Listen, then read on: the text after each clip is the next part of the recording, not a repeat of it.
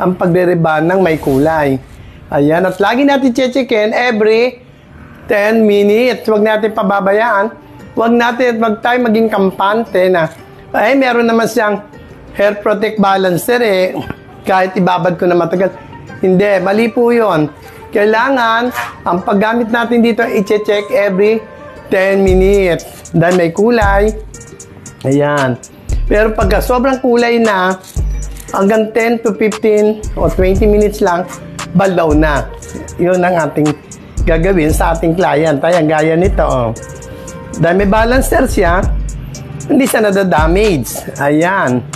Nakikita nyo? Wala siyang damage. So, kasi yung gamot ay may hair protect na inihalo sa gamot na pang-reban. Kaya, ayan, pwede tayong magkampante ng ano, pero hindi natin pwedeng tagalan. So, kaya alam nyo na, paggamit ng Keraglos Hair Protect Balancer, hindi natin kailangan tagalan. Kailangan, lagi tayong nakabantay. Ayan, lagi nating i-check. Pag ginamitan natin ng rebonding at tinaluan natin ito, huwag tayo magiging kampante. Kailangan laging babantayan ng hair at baka tayo mapagalitan ng ating client pag naputol ang buhok. Baka mamaya sabihin nyo, sinabi ko ganito, ganon. Basta pag may kulay, huwag tayong magkampante na pagtatagalin natin. 10 to 15 minutes hanggang 20, okay na yon. Baldaw na. Para lang mapabaksak natin lang ang rebonding na may kulay. Pero, pagka meron na, wala naman siyang kulay at gusto magpa-reban, pwede naman, haluan nyo pa rin nun para sobrang lambot, sobrang gintab naman ang mangyari pag may Keraglos Hair Protect Balancer. Ayan. Doon, kahit isang oras natin ibabad, kampante tayo kasi alam natin hindi masisira. Oh, okay ba? Ayan. Ibababad lang natin siya ng 10 to 15 minutes hanggang 20 lang. Tapos babalawan na natin.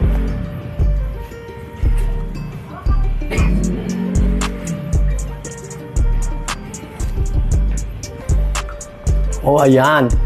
Ayan ang step 7. Nakababad na ang buhok ng ating client. Yan, magte 20 minutes na. Mamaya, i-strand test natin siya, i-strand test ang kanyang buhok kung pwede na siyang balawan at patuyuin at saka plantsahin para makita natin kung ano ang outcome ng kanyang ginamitan ng Keraglos Hair Protect Balancer ang kanyang buhok na nireban na may kulay ang buhok. Ayan, nakikita niyo ba yan? Walang damage. Ayan. Oh, walang damage yan.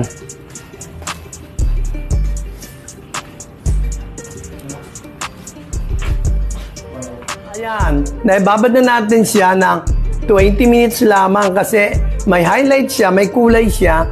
Hindi natin siya pwedeng pagtagalin sa kanyang buhok. Kaya ngayon, ayan, na-strand test na siya.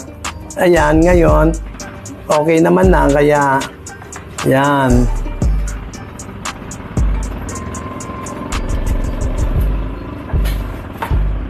Oh, ayan. Pwede na siyang balawan. Pagkatapos ng balaw, ayan, ibablower na siya ni Madam Rod. Tapos nating ibabad ang ginamitan ng rebonding with Keraglos Hair Protect Balancer ay babalawan na po natin ang buhok ng ating client. Masyutol na ronda. Ayan. Ayan. Binabalawan na po natin ang binabara ng Keraglos Hair Protect with Hair Rebonding ang buhok ng ating client. Ayan.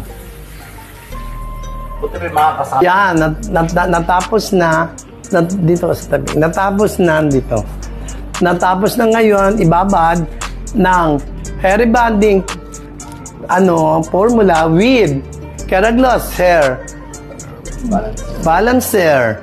Ang buhok ng ating client, atin nang patutuyuin at tapos ay ating iboblower.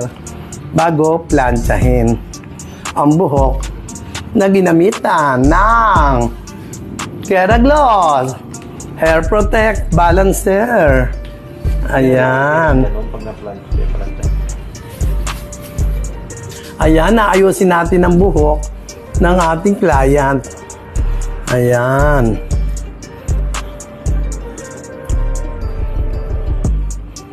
Bukas ayusin ko pa dito yung mga ilaw, ilan yung ay, anong oras